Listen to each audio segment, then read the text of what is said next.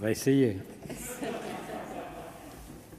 Madame la présidente, monsieur le ministre, madame et messieurs les ministres, mes chers collègues, en écoutant notre collègue Ravier, j'ai soudain compris que nous vivions sous le joug d'une dictature et que sans une poignée d'héroïques résistants, nous ne nous en serions pas aperçus. On nous a tous inoculé dès notre plus jeune âge le DT polio et depuis, Agnès Buzyn, cette autocrate, a rajouté 8 vaccins obligatoires. Le carnet de vaccination, ancêtre du pass sanitaire, instaurait un contrôle généralisé de la population. Big Brother avait décidé qu'aucun enfant, tenez-vous bien, ne pouvait entrer à l'école sans cette Ausweis, pour parler comme notre collègue. Notre droit le plus sacré à choisir la maladie plutôt que l'immunité était bafoué depuis Pasteur. Les Français eux-mêmes avaient intériorisé la servitude, pensant comme Hobbes que seul un Léviathan armé de seringues et d'aiguilles pouvait les sauver. Heureusement, comme Zorro, Facebook et Twitter sont arrivés, permettant à une avant-garde éclairée de se regrouper contre le totalitarisme vaccinal. Après que durant des années, 11 vaccins nous aient été injectés à l'insu de notre plein gré, au 12e, bingo, nos yeux se sont dessillés grâce à ces combattants de la liberté qui ont eu le courage de nommer l'infamie du pass sanitaire. Apartheid pour Florian Philippot, coup d'État pour Asselineau, discrimination généralisée pour Coquerel et ce soir enfermement généralisé pour Ravier. Étoile jaune ou Shoah pour les plus audacieux. En définitive, la meilleure preuve des progrès de l'humanité, c'est qu'en 2500 ans, nous sommes passés de Socrate sur l'Agora à Francis Lalanne sur Facebook. Quel dommage que les réseaux sociaux n'aient pas existé plus tôt pour défendre contre les dictateurs de la piqûre la liberté de mourir en harmonie avec la nature et ses dons, parmi lesquels nos compagnons de toujours, la variole, la poliomyélite, la peste et le choléra, qui ont permis aux plus grands auteurs, Camus, Giono, Thomas Mann ou d'autres, d'écrire les chefs-d'œuvre immortels de la littérature de pandémie. La variole a disparu, le Covid, lui, a des chances de survivre grâce à tous les résistants numériques qui exigent le droit d'attraper le virus et de le combattre comme les Polonais de 40 contre les chars soviétiques, à la seule force de leur poitrine et de leurs mains nues, et le seul secours de l'hydroxychloroquine, parfois renforcé par un médicament redécouvert, le Ricard. Les anciens mouraient le poing levé sur les barricades en chantant l'Internationale. Nos héros sont prêts à mourir le poing levé dans les discothèques au son de Staying Alive.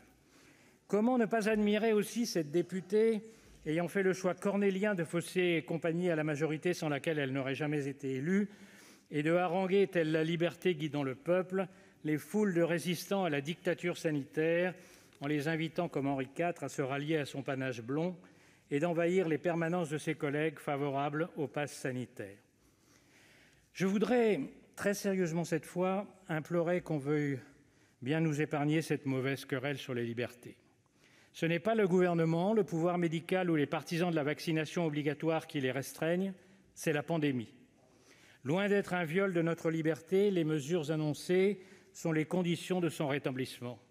Vaccination accélérée ou confinement dans 2 mois, voilà l'alternative qu'ont très bien comprise la grande majorité des Français, qui réalisent que c'est en bornant quelques libertés aujourd'hui qu'on a une chance d'en sauver de bien plus précieuses en septembre. C'est donc ce que nous allons faire. Et ce choix ne fait pas du président un dictateur, mais un décideur. Il ne fait pas du Parlement un rassemblement de tyrans, mais une assemblée de responsables. Cette décision est-elle difficile ? Elle est au contraire limpide.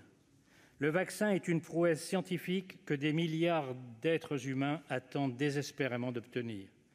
Quel gouvernement serait assez irresponsable pour ne pas le proposer à tous, le plus vite possible, et protéger en attendant ceux qui ne le sont pas encore. Il ne reste donc que des questions de méthode, ce qui ne les rend pas plus simples pour autant. Et d'abord, faut-il choisir la vaccination obligatoire pour tous ou le durcissement du pass sanitaire ?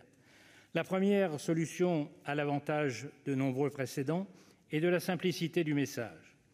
Son inconvénient est de ne pouvoir être achevé avant plusieurs mois, alors que le temps presse. Philippe Bas a raison. L'épidémie flambe de manière exponentielle. Les Chinois viennent de découvrir que la charge virale du variant Delta est 1000 fois supérieure à celle des variants précédents et nous serons dans quelques jours à 40 ou 50 000 cas quotidiens.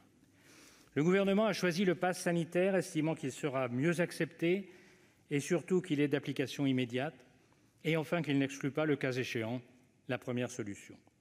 Si l'on se rallie à cette stratégie, et c'est mon cas, il nous reste donc à en préciser les contours.